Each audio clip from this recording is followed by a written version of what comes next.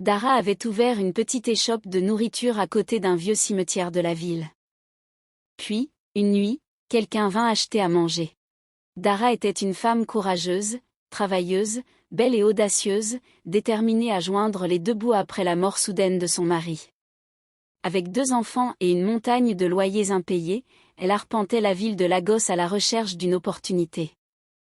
C'est alors qu'elle trouva un kiosque près du cimetière de Yava, bon marché, abandonné, en attente d'un preneur. Les habitants l'avertirent. Tata, ne fais pas ça.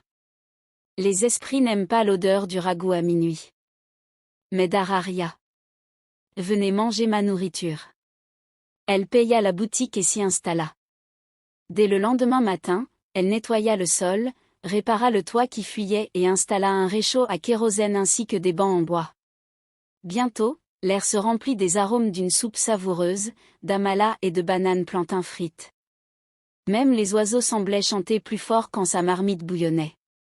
Ses premiers clients furent des maçons hésitants et des conducteurs d'Okada qui se signaient avant de manger.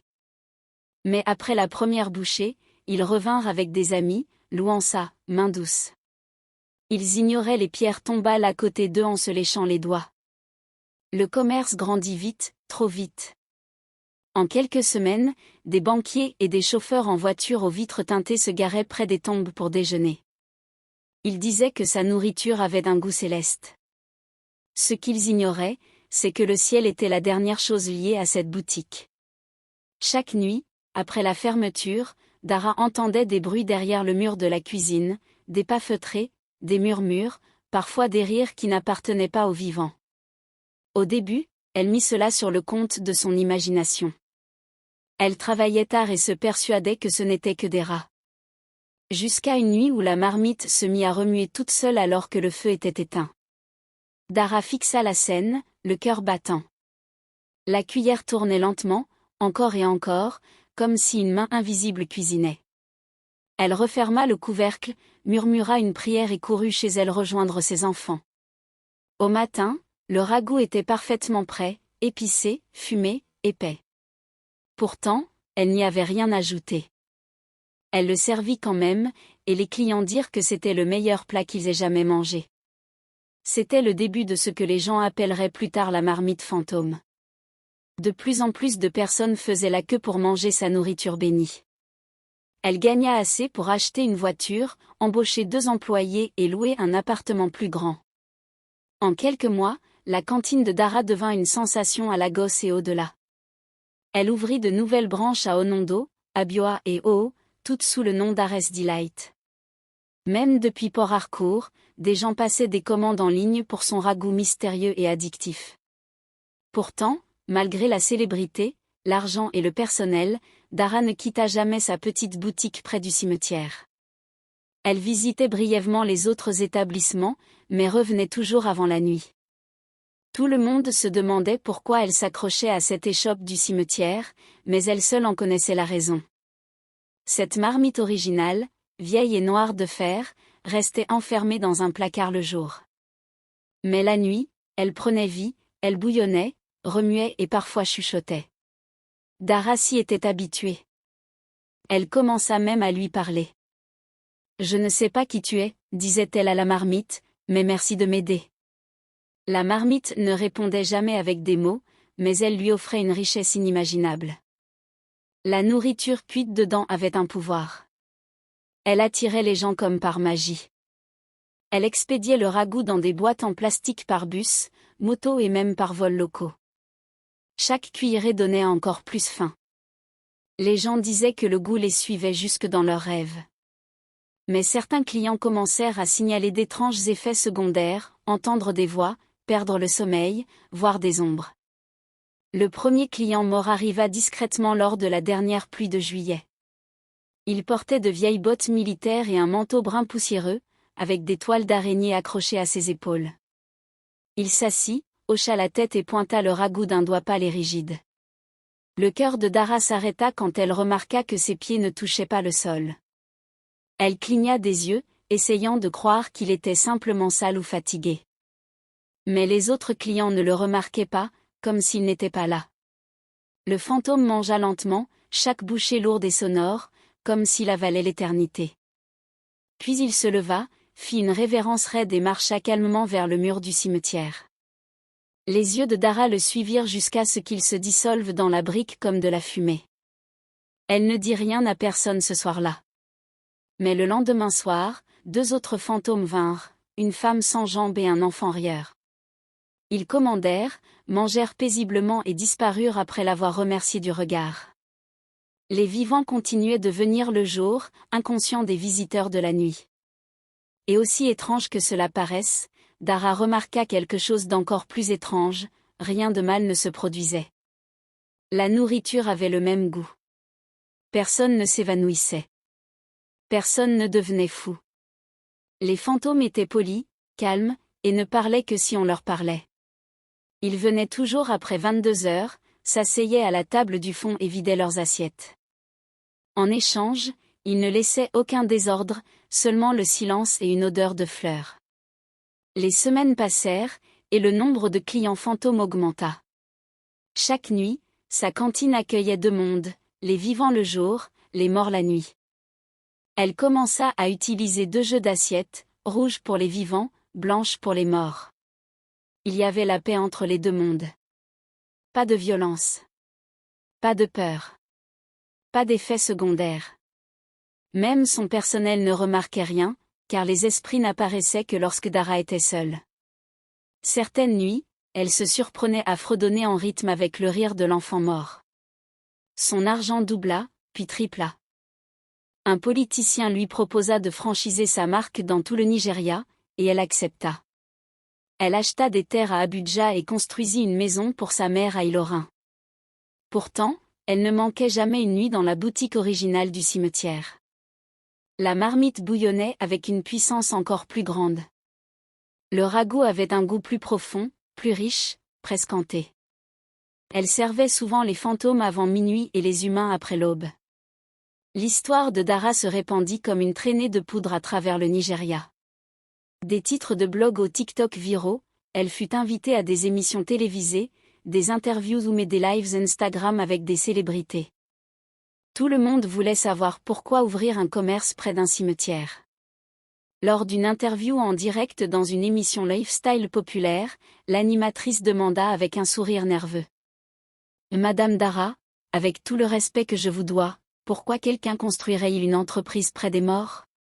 Dara sourit, calme et rayonnante dans sa robe élégante, et cita doucement. « À l'Éternel la terre et tout ce qu'elle renferme, le monde et ceux qui l'habitent. » Psaume 24h1, ajouta-t-elle d'une voix assurée. Si le Seigneur possède tout, alors je ne crains aucun sol, aucune tombe, aucun esprit. L'extrait de l'interview fit exploser Internet dès la nuit suivante. Les gens la qualifiaient d'audacieuse, spirituelle, mystérieuse et inarrêtable. Ce jour-là, elle fit le buzz sur Twitter, Facebook et même sur des blogs étrangers. En quelques jours, on lui donna un nom légendaire, Madame Ragout et Esprit. Certains l'appelaient la femme à la marmite qui ne dort jamais. D'autres disaient que sa nourriture contenait du piment sacré. Mais Madame Ragout et Esprit devint le nom sur toutes les lèvres, jusque sur les panneaux publicitaires. Ce soir-là, juste avant la fermeture, un homme grand, entièrement vêtu de blanc, entra dans la cantine, silencieux et pieds nus. Il ne parla pas, mais regarda droit dans les yeux de Dara et sourit, les larmes aux yeux. Il s'approcha, l'embrassa doucement sur le front, puis murmura. « Tu ne te souviens pas de moi, n'est-ce pas ?» Le personnel resta figé. Personne ne l'avait vu entrer par la porte. Il commanda de l'amala et de l'aigusi, mais ne mangea pas. Il se contenta de fixer Dara avec un désir silencieux. Avant de partir, il dit. « J'ai attendu 47 ans pour ce baiser ?» Puis il disparut dans l'air. Dara ne comprit pas pourquoi son cœur se sentait réchauffé, sans peur. Elle dormit cette nuit-là et rêva d'un homme enterré sous un arbre, tenant une cuillère en bois.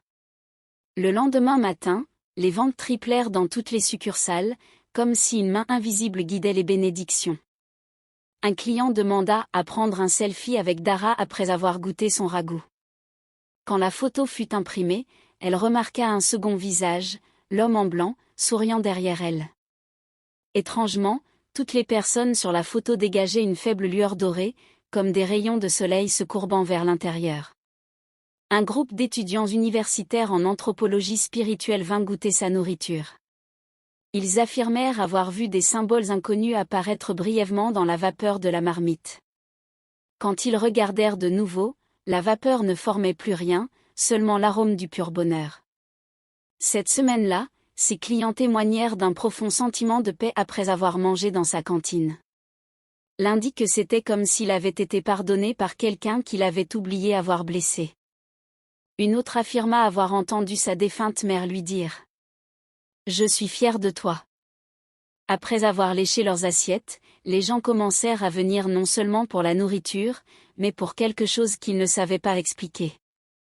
Une journaliste écrivit « Dara sert des repas qui touchent la partie de vous que vous pensiez perdue. » Elle, humblement, souriait et disait simplement « C'est juste du ragoût neja ». Un jour, un client apporta un cadeau, une vieille photo en noir et blanc dans un cadre doré. On y voyait une jeune Dara aux côtés du même homme pieds nus, tous deux souriants. Pourtant, elle n'avait jamais vu cette photo auparavant, et elle avait le même âge que maintenant. Quand elle demanda à l'homme d'où il la tenait, il répondit « Je l'ai trouvée dans la Bible de mon grand-père, glissée au livre de la Genèse. » Personne ne comprit ce que cela signifiait, pas même Dara. Mais cela n'empêcha pas les gens d'affluer. Les files devant sa cantine ne cessaient de s'allonger, comme si la marmite portait des réponses que seule l'âme pouvait goûter. La nuit, parfois, le couvercle de la marmite se soulevait légèrement, libérant une vapeur qui prenait des formes, une fois un cœur, une autre fois les initiales M et Monsieur elle ne demanda jamais qui était le second M, mais ses rêves restaient toujours calmes et doux. Il s'appelait Ao, un vlogueur culinaire venu à Lagos pour documenter les meilleures adresses cachées. Il arriva pour une assiette de jollof et repartit avec le cœur rempli de questions non pas sur la nourriture, mais sur Dara. « Ce n'est pas juste une cuisinière, dit-il face à sa caméra. C'est une expérience. » Ao revint le lendemain, puis encore le jour suivant. Il commença à l'aider à nettoyer, même si elle ne le lui avait jamais demandé. Lorsqu'elle rit à l'une de ses blagues un peu nulles, il se tint la poitrine comme s'il venait de gagner à la loterie. Dara remarqua que chaque fois qu'Ao était là, l'arôme de la nourriture devenait plus intense. La viande était plus tendre, la file plus longue. Certains clients juraient que le jollof avait le goût de celui que leur grand-mère défunte préparait. Mais quelque chose d'étrange commença à se produire.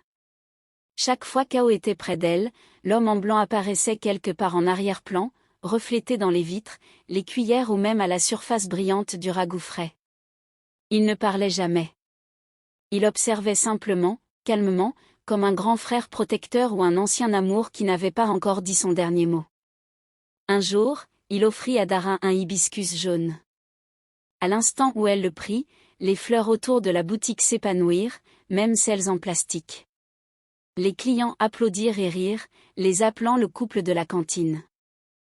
Une nuit, Ao demanda à Dara « Tu crois à la réincarnation ?» Elle sourit et répondit « Je crois que certaines personnes reviennent à travers la nourriture, le rire et l'amour. » Il murmura « Alors peut-être que je t'ai déjà rencontré. Peut-être que, dans une autre vie, j'étais ta cuillère. » Le lendemain matin, un client amena un bébé à la cantine. Le nourrisson, à peine âgé de 6 mois, ne cessait de pointer Dara du doigt et de rire chaque fois qu'elle remuait la marmite. Quand on lui donna une petite cuillère, l'enfant la frappa 3 fois contre le banc, puis se tut. Ao commença à documenter son histoire pour un court documentaire intitulé La femme qui cuisine les souvenirs. Il ne mentionna pas l'homme en blanc, mais chaque fois qu'il montait les images, 1 ou 2 images se brouillaient. Dans chaque bug, une silhouette blanche apparaissait faiblement, souriant aux côtés de Dara. Dara n'eut jamais peur. Un jour, elle dit à Ao « Tu me rappelles quelque chose que j'ai perdu, mais que je n'ai jamais pleuré. » Il lui murmura « Alors laisse-moi être ce que tu retrouveras cette fois-ci. » La boutique devint si populaire que des équipes de télévision venues de l'étranger affluèrent. Mais aucune ne réussit à capturer pleinement l'expérience, la chaleur, la paix étrange, l'homme invisible. Pourtant, le triangle amoureux continuait, un homme vivant, un esprit du passé et une femme faite d'épices et de mystères.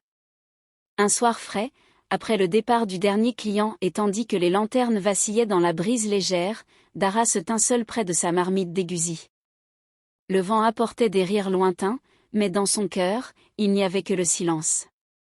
Elle s'adossa au banc en bois, son tablier taché de ragoûts et de souvenirs, et murmura. Comment peut-on manquer à deux personnes en même temps, l'une vivante, l'autre disparue depuis longtemps? Ao n'était pas venu depuis 2 jours. Il avait dit être parti à Ibadan chercher du matériel. L'homme en blanc ne s'était pas montré non plus. Aucun reflet dans la cuillère. Aucune silhouette dans l'huile. Elle ressentait leur absence comme une faim qu'aucune nourriture ne pouvait apaiser. Elle ferma les yeux. Elle se souvint du baiser doux de l'homme en blanc sur son front cette nuit-là, un baiser qui sentait la terre mouillée après la pluie. Elle se souvint du sourire timide d'Ao et de la façon dont il lui tenait la main pour traverser la rue, comme si elle était faite de verre et d'or. Elle porta la main à sa poitrine. « Suis-je en train de tomber amoureuse ?» demanda-t-elle à voix haute. Seul le bruit métallique d'une poêle qui se balançait lui répondit. Elle soupira. Ou suis-je simplement sous un sort? Soudain, son tabouret grinça alors qu'elle n'était pas assise dessus. Une brise traversa la cantine, apportant une odeur d'hibiscus et de vieux parfums. Le rideau près de la fenêtre bougea, bien que l'air fût immobile. Sur la table reposait un morceau de papier qu'elle n'avait pas remarqué plus tôt. Elle s'en approcha lentement. D'une écriture pâle, on pouvait lire. Certaines histoires d'amour s'étendent sur plusieurs vies. Ne te presse pas, laisse la nourriture mijoter. Elle sourit, les yeux humides, mais sans tristesse. Elle murmura. Vous me manquez tous les deux. Puis elle retourna à sa marmite, remua doucement et fredonna un air que personne ne lui avait appris, mais qui lui semblait toujours familier. La jalousie commença à fermenter dans le cœur de certaines femmes du marché, incapables de comprendre comment l'affaire de Dara continuait de prospérer. Elle murmurait des choses comme « Elle doit cuisiner avec du sel des esprits ». Ou encore « Comment une seule femme peut-elle être aussi bénie près d'un cimetière ?» Une nuit, à la faveur de l'obscurité, 3 d'entre elles se faufilèrent jusqu'à la cantine de Dara. Pendant qu'elle était à l'arrière pour aller chercher de l'huile de palme, elles versèrent rapidement un poison mortel dans l'une de ses marmites, la marmite de ragoût pimenté destinée à ses clients les plus fidèles. Mais alors qu'elle prenait la fuite, des pas silencieux résonnèrent depuis le cimetière. L'homme vêtu de blanc, dont l'amour pour Dara ne connaissait aucune limite, pas même au-delà de la mort, apparut, les yeux brillants comme une douce lumière lunaire. D'un simple geste de la main, la marmite empoisonnée se mit à scintiller. La nourriture qu'elle contenait fut échangée avec celle d'une autre marmite, dans une illusion si parfaite qu'aucun œil humain ne pouvait la déceler. Les morts prirent la nourriture empoisonnée, sauvant ainsi les vivants. Le lendemain matin, Dara ouvrit comme à son habitude, ignorant le sombre complot ourdi contre elle. Les clients faisaient la queue en riant, louant son igname pilée moelleuse et sa soupe d'ogbono onctueuse. Le marché était silencieux. Puis une femme murmura. Dara est-elle l'enfant des dieux? Une autre répondit. Non, elle est aimée par les morts, ceux qui ressentent encore la douleur et l'amour. Et Dara, elle, était assise tranquillement dans son coin, tenant son chapelet de prière, les yeux remplis de larmes qu'elle ne savait expliquer. Elle ne savait pas qui l'avait sauvée, mais elle savait une chose, elle n'était plus seule. Cette nuit-là, alors que la lumière de la lune baignait le village d'un silence argenté, Dara s'assit seule près de son étal. Son cœur était lourd de questions sur la vie, la mort, l'amour, et sur la raison pour laquelle elle continuait à désirer un homme qui ne marchait plus parmi les vivants. Soudain, une douce brise murmura à travers les arbres. La flamme de sa lanterne vacilla. Elle leva les yeux, et il était là de nouveau. Kola, l'homme en blanc. Vêtu de sa robe lumineuse, le visage calme mais chargé d'émotion, il s'approcha lentement. Personne d'autre ne pouvait le voir, mais pour Dara, il était plus réel que le vent. Elle se leva, les lèvres tremblantes, les larmes aux yeux. Kola, tu m'as manqué. Je ne savais pas à quel point, jusqu'au jour où je ne t'ai plus vu pendant des jours. Kola ne parla pas tout de suite. Il la regarda simplement avec une profonde tristesse mêlée d'un amour immense. Et tu m'as manqué aussi, Dara. Je n'aurais pas dû revenir, mais mon esprit, il ne peut pas rester loin de toi. Elle s'approcha, sa voix douce comme une berceuse. Je me fiche que tu sois vivant ou mort. Quand tu es près de moi, je me sens en sécurité. Quand tu n'es pas là, j'ai l'impression que le monde veut me dévorer. Kola tendit la main, et bien qu'il fût un esprit, Dara sentit une étrange chaleur effleurer la sienne. Je n'aurais jamais cru retomber amoureux. Pas après être mort, murmura-t-il. Pourquoi moi, demanda-t-elle, la voix brisée. Parce que tu n'as pas peur de ce que les autres craignent. Tu ne fuis pas quand ils crient. Tu m'as donné la paix dans un monde où je n'étais jamais censé revenir. Et moi, je t'ai protégé parce que je ne pouvais pas supporter de te voir souffrir. Ils restèrent assis ensemble dans le silence de la nuit. Aucun mot, seulement un lien que même la mort ne pouvait briser. Mais tandis que Dara était assise avec Kola, l'esprit vêtu de blanc sous la lune, une autre ombre s'approcha silencieusement de l'autre côté de la route. C'était Ao, l'homme vivant, profondément amoureux d'elle. Il l'avait observée de loin pendant des semaines, étudiant la force dans son silence et le mystère dans son regard. Il l'avait vue parler au vide de nombreuses nuits, sans savoir qu'elle parlait à un fantôme. Et pourtant, quelque chose chez elle l'attirait comme la gravité. Ce soir-là, il ne put plus se retenir. Et Dara appela doucement Ao. Kola, l'homme en blanc, se fondit dans l'ombre, invisible et inaperçu aux yeux d'Ao. Dara se retourna, surprise. J'ai gardé ça en moi trop longtemps. Je ne sais pas ce que tu caches ni avec qui tu t'assois toujours, mais je sais ce que je ressens quand je te vois. Elle resta silencieuse. La nuit retenait son souffle. Et Dara, je crois que je suis en train de tomber amoureux de toi. Avant qu'elle ne puisse répondre, Ao fit un pas en avant, hésitant, presque tremblant, puis l'embrassa doucement. Le baiser était tendre, chaud, réel. Les yeux de Dara s'écarquillèrent, non pas de peur, mais de choc. Cela faisait longtemps qu'elle n'avait pas senti les lèvres d'un vivant. Quelque part dans l'ombre, Kola observait. Et bien que son esprit ne pût verser de larmes, l'air autour de lui devint glacial. Quand les lèvres d'Ao quittèrent celles de Dara, elle resta figée, confuse, bouleversée, déchirée entre ce qui était réel et ce qui était éternel. Soudain, un vent violent traversa la boutique, renversant des plateaux et faisant trembler les cuillères. Le feu sous la marmite vacilla sans raison. L'air devint froid. Elle se retourna lentement, le cœur battant à tout rompre. Kola était là. Ses yeux brillaient d'une douleur ou peut-être de jalousie. « Tu l'as embrassé, dit-il. » Sa voix n'était ni en colère ni forte, mais lourde, comme la pluie avant une tempête. Ao ne pouvait pas le voir. Seul Dara le pouvait. « Je t'ai offert mon silence. J'ai protégé ton nom. Je t'ai sauvé la vie, continua Kola, l'homme en blanc. Et maintenant, j'ai besoin que tu choisisses. » Les lèvres de Dara tremblaient. Choisir ? Oui, répondit Kola, tandis que sa forme vacillait comme une lanterne dans le vent. Entre les vivants et les morts. Entre Ao et moi. Dara fit un pas en arrière. Sa tête tournait. Son cœur s'emballait. La voix d'Ao se fit plus basse. Si tu me choisis, tu dois comprendre qu'il n'y aura pas de retour possible. Elle regarda la route. Et Dara, ça va, appela Ao. Elle le regarda. Il semblait s'effacer, mais il attendait encore. Le vent s'arrêta. Le monde devint silencieux. Même la marmite cessa de bouillir. Choisis, murmura Ao. Dara ouvrit la bouche pour parler. Et maintenant, la question est, qui Dara va-t-elle choisir ? Ao, l'homme vivant qu'il aime ouvertement ? Ou Kola, l'homme en blanc, le mystérieux mort qui la protège depuis l'ombre ? Dites-le nous dans les commentaires. Dara doit-elle suivre son cœur ou sa peur ? Quel sera son destin si elle choisit les morts? Ou doit-elle rester avec les vivants? Votre réponse pourrait être juste, ou terriblement fausse. Découvrons-le ensemble dans la partie suivante.